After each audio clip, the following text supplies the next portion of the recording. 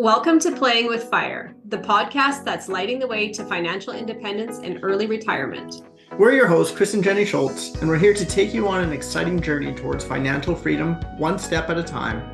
In each episode, we'll share our own experiences, insights, and lessons from our path to a seven-figure net worth before hitting the big 4-0. But that's not all. We'll also introduce you to some incredible guests who have achieved FIRE or are well on their way. They'll share their stories, strategies, and secrets to success. Our mission is simple: to inspire you, educate you, and entertain you as we explore all things FIRE. We believe that financial independence is a journey anyone can embark on, and we are here to show you the way. So whether you're new to the world of FIRE or a seasoned pro, this podcast is your go-to resource for achieving your financial goals and designing a life you love.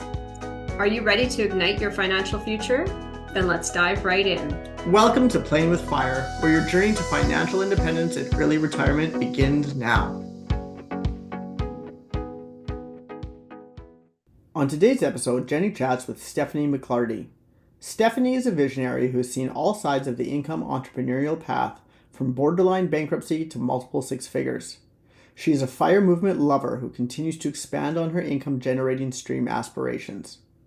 Stephanie loves the FIRE movement for its flexibility, and this episode is an inspiring glimpse into how you can add cost-effective, sustainable elements into your FIRE journey, while at the same time creating a ripple effect of impact within a community. Welcome to the show, Stephanie. So great to be here, Jenny. I love this topic. I am so excited to have you here as well. So can you please share your story and who you are?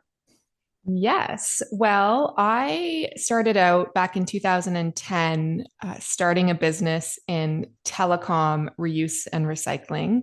The business was called Refficient, and it's something that I fell into just simply because of a summer job back in between semesters of my master's, where I worked for a telecom company and helping them to figure out their network equipment and what to do with it. And so I saw that a solution was needed to match companies that were cycling through this technology and had surplus equipment and smaller telecom companies that wanted to reuse it. So I started Refficient in 2010, built it up to seven figures, and became a mom along the way. As a mom, I started to mentor other moms who would come to me asking me around, how do you start a business? Like, what do you do? So I started that, I think 3 years ago, but frankly, I've kind of lost track of time. And last year, my recycling business was acquired by the largest electronics recycler and reuse company in Canada. And so today I work 80% for that company, Quantum, and I am their head of sustainability. And I still do my mom entrepreneur work as well on the side. So I get to have a lot of fun, and I feel like, especially in the different things that I do, that I can make a big impact as well. Wow, that is really impressive to build a company up that big, that fast. Has money always come easy to you? Well, interestingly, that you should ask that question, because I did build the company really fast and I lost control of our finances back when we were in year 3, and I almost lost everything. I almost went bankrupt. It was a series of events. Our bookkeeper became very ill and had to leave. And I hired someone else who just wasn't competent, but my own competency in terms of, picking things out. Like I wasn't a financial person. Mm-hmm. And so we were in really tough straits for about 6 months, where I had taken myself off of payroll and I wasn't sure if the business was going to survive, frankly. And it was a really hard time for me. But interestingly, it was during that time when I confronted myself with the question, what's the worst thing that can happen in this situation? And for me at that time, it was, I could sell my condo and pay off all my debts, and I could go out and get a job based on the network that I'd now made because I'd started my business. And out of that, I realized the worst thing is not so bad after all, and that I could face it And everything turned around after that. And believe it or not, by the end of that year, we'd had a record year. Like it was so stark between like going from nothing to like everything in months. Out of that whole period, I developed this love for personal finance because before I had issues with money. No, it didn't come easy to me. I had to work hard for it. I had all these money stories in my head. My mother reminded me that back in my early 20s, I told her that I was never going to have a lot of money because I would give it all away. And if you think for a second, like the things that then sets you up for life, it's a really cool and aspirational thing on one hand, but it wasn't coming from a place of abundance. And so it was that experience of almost going bankrupt that really made me love finance because I had to get into my bank account and like look at the numbers and understand them. And I got over this fear that I couldn't do it, that I'm not an accountant, therefore I don't know. Well, let me tell you, actually, personal finance is actually not that difficult once you learn it. And it is possible to invest and invest quite simply if you just take the time to learn it. And so I'm really proud, actually. It was a really like defining moment of my life, and it really helped me to change course for the future. I love that. And that question that you said, what is the worst thing that could happen? That is like one of my go-to questions anytime I feel like I'm getting up against a wall. So that's like a write or downer question. Like, what is the worst thing that could happen? And have that in your back pocket anytime you get stuck. And the possibilities that come to your mind when you're like, okay, this isn't so bad, then you start to see all the doors open in front of you. At least that's what I think. Yeah. And doors that you would never expect. Like, Yeah. it's so cool. Yeah. Yeah, I totally agree. And you had mentioned prior that you had a $2 million goal. What was that? Yes. So back when I first started my business, I one day was asked by someone, like, where do you want to be in 10 years? And in that moment, I said, I want to have, $2 million net worth and be retired. And I don't know where that came from. I don't know where the number came from. It was just something that I said. And so it's really interesting because I actually did achieve the $2 million goal, like without even me really realizing it. And it was also really interesting because when I realized, like, whoa, I set this goal like way back when, and I actually achieved it. It wasn't because of any one single reason either. It was actually a multitude of different things that I'd done. Sure, my business was a big part of that, but also investing in real estate and my financial stocks and, a number of things. It wasn't just one thing. I'm really proud of that. So it's really important to set a big goal and maybe it will happen on time, maybe it won't. I think I was like maybe a year late or something. A year late to a $2 million goal. That is pretty impressive. Like yeah, that's set a big mind-blowingly goal. impressive. Yeah. Yeah.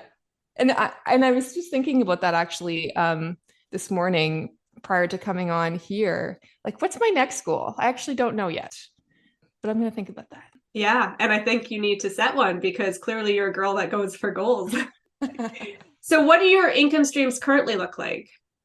So I work for Quantum, so that's definitely a big income stream. My husband works in sales as well, and in addition to that, we have a rental property, which is a duplex, and we're looking to add another rental property. I have an investing portfolio in which some of it is with a robo advisor and some of it is just me investing on my own, primarily through ETFs, exchange traded funds. I make some income through my mom entrepreneur community and I have GICs as part of that of my investment income. But one of the things is I just learned about a new source of income, or new sort of investing possibility, and that is investing in an angel fund where it's like angel investing, but there's a fund that vets the companies for you. So you're just investing in the fund itself. And I was like, yes, this one is female focused. So it's investing in female-led companies. And for me, it was like, yes, this completely aligns with my values. So it's cool. I just learned about that last week. And it goes to show you there are lots of ways to make money, lots of income stream possibilities. I know you know all about this. Mm-hmm. I don't know about that last one, though. I'm definitely going to be looking that one up because there's a piece of my heart for female entrepreneurs. And I know, being a female in this world, how tricky it is sometimes to be able to go to those bank meetings and the lawyer meetings and have somebody take you serious without looking over to my husband and saying, oh, hey, Chris, what's the answer? And him being like, look at Jenny, she's got the answers for you. So I 100%. Really like that.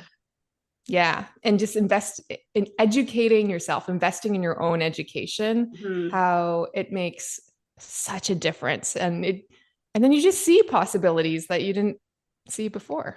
Yeah. Which happened exactly to me last week. Neat. One thing, we've got you on the show and you're kind of like a sustainable, and I just want to pick your brain a bit on that, because in the FIRE movement, people they are saving their money. They are saving their money. They are investing like you are. For example, when I think of like, ooh, I want to be environmentally friendly and I want to, we live in the north. We have lots of snow. We drive cars over here. When I think of an electric car, and especially the new electric cars, the price tag of them is huge, right? So I just kind of want to pick your brain a bit because you know the FIRE movement and you know their frugal ways. I want to know if you have some suggestions for us, for people to have a more sustainable way to live their day-to-day that doesn't kill their pocketbook in the meantime. So like 100%. Things like day-to-day living and like reducing grocery bills. And do you have any like wisdom in your world that you could share with us? Well, I can speak to what I've seen in my own life regarding grocery bills. Hands down, the number one thing that has helped me to save money is meal planning. Mm-hmm. It's sitting down once a week and figuring out, what do we have going on in the next week? Therefore, like, what kind of dinners do we need? Some nights we have activities, so it has to be easy, like a crock pot, or, some nights we might barbecue, etc. And then from there, making a grocery list and then buying what you need versus walking into a grocery store with no, concept of what you're going to get. And then I think that's when you can be tempted by all of the items and your, what do you call it? There's a name for all the things that they want you to buy right at the checkout, all those types of things. But the other thing I've noticed that helps me to save money on grocery bills is using online shopping tools for a very similar reason, because you're going in very intentionally and picking what you need. And so you're not distracted by all the things that you could get. And I think I read a stat somewhere where it was something like 10% of your grocery bill is usually splurge items that you don't actually need and that like may or may not use. So having that plan makes a difference. In terms of transportation, I mean, it really can vary where you are, but we have a used electric vehicle. We bought a used Tesla several years ago, and right there, we saved a lot of money. There's always concerns, quote unquote, about the battery. And I'm here to tell you, our Tesla is now 10 years old and we still have 85% of the battery life. And they're now, with the data available on batteries now, they say its battery life of cars is projected to be between 15 to 20 years. Okay. And yes. That's good news.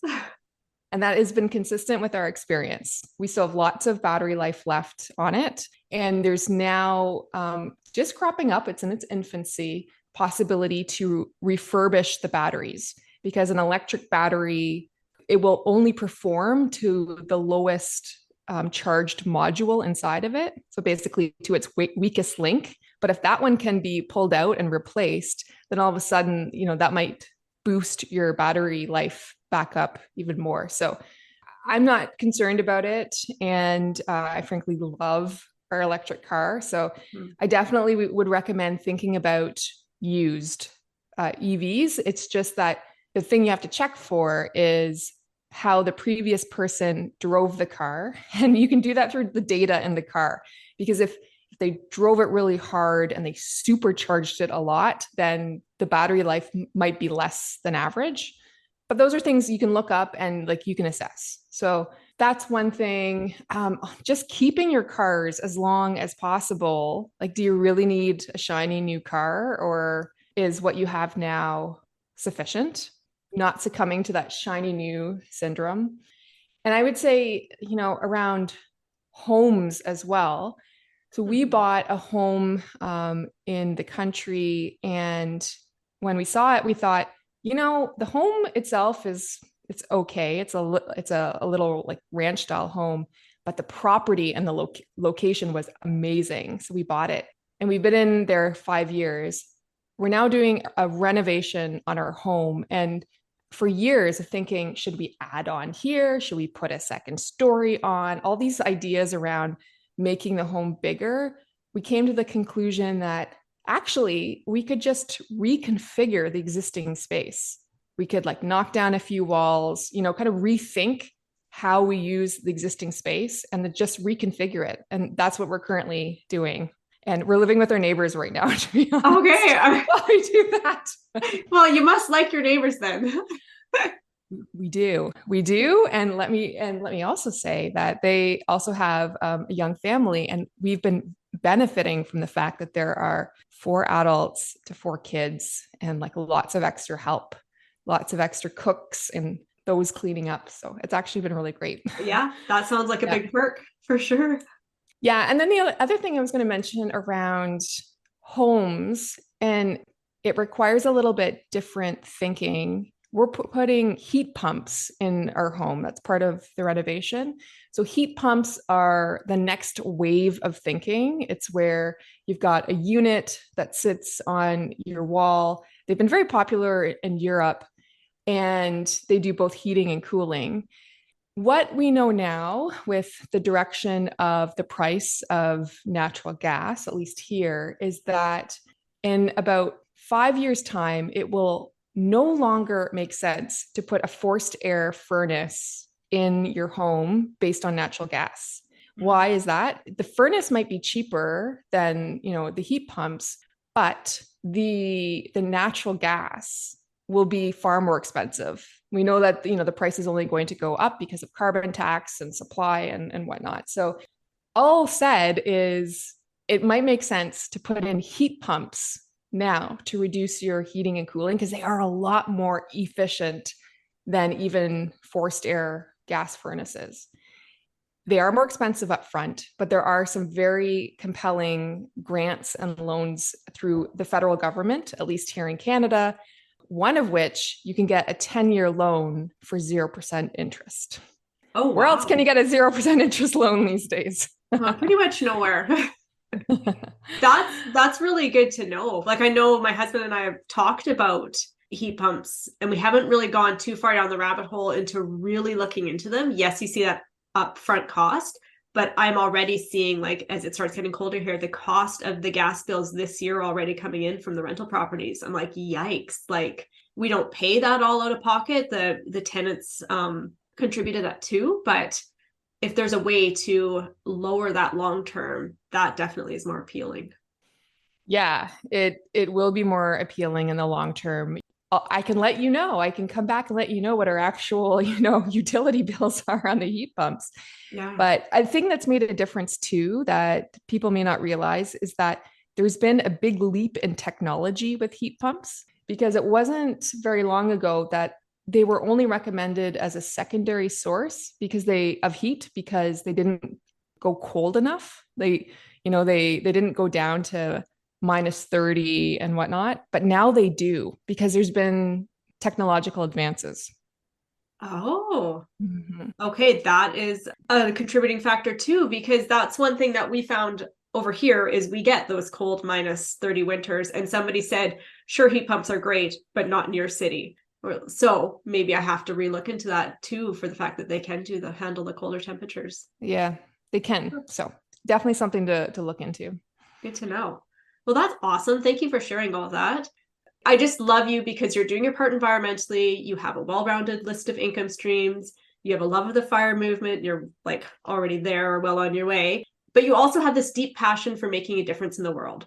And one of the spaces that I see you showing up in consistently is your mom entrepreneur community. So can you explain what that community is and what drove you to start it? Yeah, let me just say as well that the what I love about the fire movement is it's really brings you choice. Mm-hmm. You don't have to do, you don't have to work a 9 to 5 job unless you want to. I'm not sure for me that I could see myself retiring completely anytime soon. There's just things I want to do and impacts I want to make. And one of those impacts is the mom entrepreneur community. And it is now close to, no, we've surpassed 8,000 members. It's called Mom Entrepreneurs Supporting Moms Network Learn Impact. I never thought I would start a Facebook group, but a few years ago, early in the pandemic, when I asked my existing audience, what would you like to see? The thing that came back to me was a community where we can support each other. And so at that point, I thought, I don't want to spend a ton of time on a Facebook group, but why don't I try?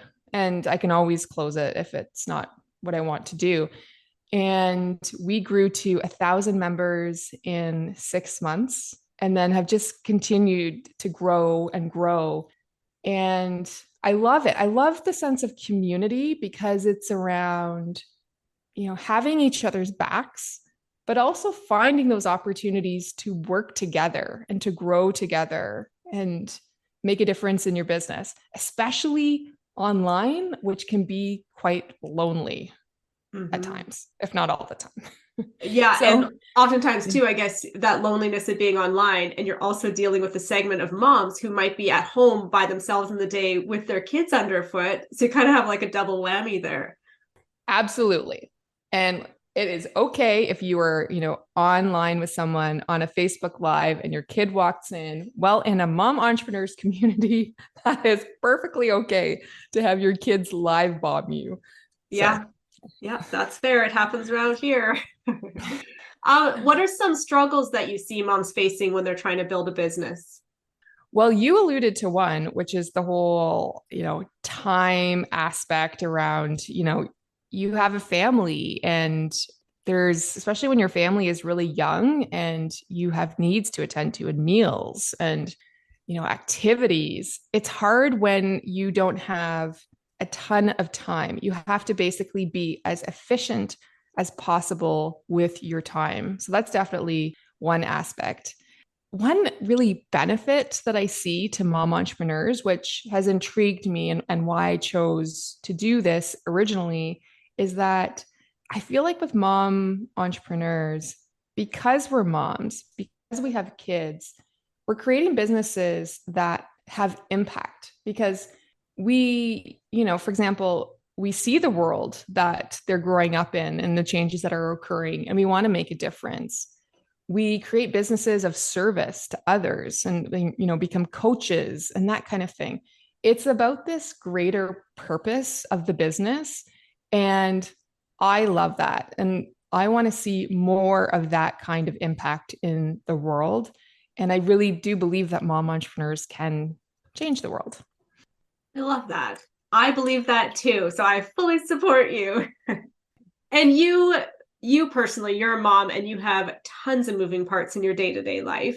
Now, what advice can you offer to people? And I mean, I guess it doesn't have to be a mom, it can be a parent in general, because there's lots of dads too that are stand-up dads. So how do you juggle your family, work, life balance? Do you have any tips? Yeah. Some days I think to myself, I actually did quite a lot of things today. Like, how do you do and I get asked, how do you do that? Well, for me, and everybody needs to find the system that works for them, but for me, it starts with Sunday evenings. And after my daughter goes to bed, I take an hour or so and I plan out my week. What are the biggest things that I need to get done this week? So that by the end of the week, if I accomplish this, then I will feel like it's been a good week and I've been, productive. So I write those down, and I'll even, map out. I've got my like planner journal in front of me here. I'll even map out even like day by day, like this day I want to tackle this and this day I want to tackle that. I don't always do that. Sometimes I just leave it open, but I know what I need to do that week. And I also write down the other things that are really important to me. So, for example, exercise, to make sure that I exercise like at least 4 days during the work week. Meditate. I rejigged my schedule last year after going to a meditation retreat. And during the week, I wake up around 5 a.m., trained my brain to do that. And I meditate for about half an hour, usually first thing in the morning. And then I do like a yoga exercise. And then I get about an hour of work in before the rest of the house gets up. I love that time. But for me, at the beginning of the week, I like literally write down, like, I want to, meditate 5 times, exercise 4 times, and anything else that's critical. And so then I can like check it off. I love checking off with a pen. I feel so good, at least for me. So that's how I stay focused on what I need to do. And then when curveballs happen, and they happen for every parent, I go back to my list and I look at, okay, like, what were those like top 3 things I need to do? So if I only have like half an hour today dealing with all the other curveballs, then I'm going to focus on this specific thing because that's what I know what I need to do. So it's being very intentional with my time, I would say. Okay. That makes sense. That was lots of wisdom in there. So thank you for sharing that. You're a total rock star. Where can listeners find out more about you and to get in contact with you? Well, speaking of rock star, for the longest time, I would not join Instagram because for me, it's just another like time thing and I wasn't prepared to do it. But a few things happened and I'm like, all right, I'm just going to like create a profile. And my Instagram profile is at sustainability rockstar. Is it really? Okay. It is. So the title came naturally off my tongue and it's for a reason. Yes. And it's because somebody commented on one of my social posts that I was a sustainability rock star, and someone else said, yeah, she is. And I thought, oh, that's a fun Instagram handle and it's available. So there you Love go. it. But apart from that, in my Facebook group, Mom Entrepreneurs Supporting Moms, Network, Learn, Impact, and LinkedIn is the other place I hang out. All right. Awesome. Well, thank you so much for being on the show, Stephanie. I really enjoyed our time together. Well, this was fun. Thank you for having me, Jenny. Thank you for joining us on another episode of Playing with Fire. We hope you found inspiration and valuable insights on your journey to financial independence and early retirement. If you enjoyed today's episode and want to stay connected with us and our amazing guests, be sure to subscribe to the podcast. And if you've been enjoying the show, please consider leaving us a 5-star review on your favorite podcast platform. Your reviews help us reach more people and continue to bring you fantastic content. Have questions, comments, or suggestions for future topics? We'd love to hear from you. You can connect with us on social media on Instagram as _leaf_lifestyle, or visit our website at www.4leaflifestyle.com to stay in the loop. Remember, your journey to financial independence starts with a single step, and you've just taken one today by listening to Playing with Fire. So keep playing with fire, keep igniting those financial flames. This is your life, and it's time to create the life of your dreams. Until next time, stay fired up. Join my mom and dad in the next episode of Playing with Fire.